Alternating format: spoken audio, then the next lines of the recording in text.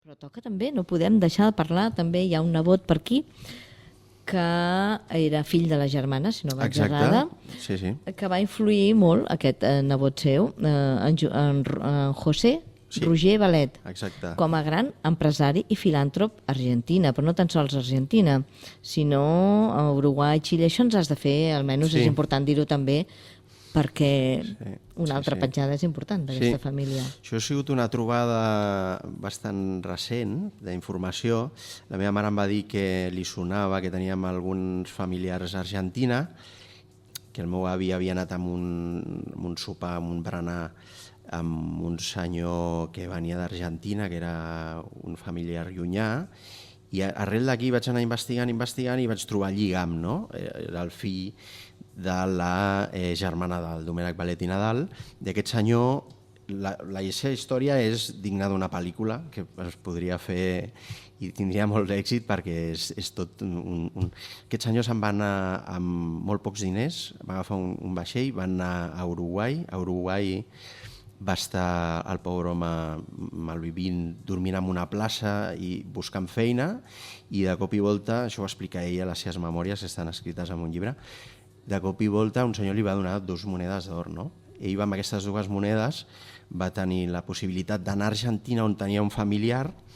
Allà va començar a treballar de comercial, on ja havia fet ell de petit venent coses per aquí, per Barcelona. Això va fer que fos una persona molt emprenedora i va muntar un primer negoci, no? D'aquest primer negoci, que era de venda de magatzem, no? De venda de diferents mercaderies, va muntar com una espècie de centres comercials semblants al Corte Inglés, no? Va muntar 22 sucursals per tota l'Argentina. Dos mundos, no es deia? I es deia, exacte, Dos Mundos, sí. Als anys 80 va desaparèixer aquesta cadena, però durant molts anys va estar funcionant. I exacte, doncs el que deies, va ser un gran filàntrop, va donar... La seva labor més important va ser la de donar escoles, no? De fet, se'l coneix com el sembrador d'escoles.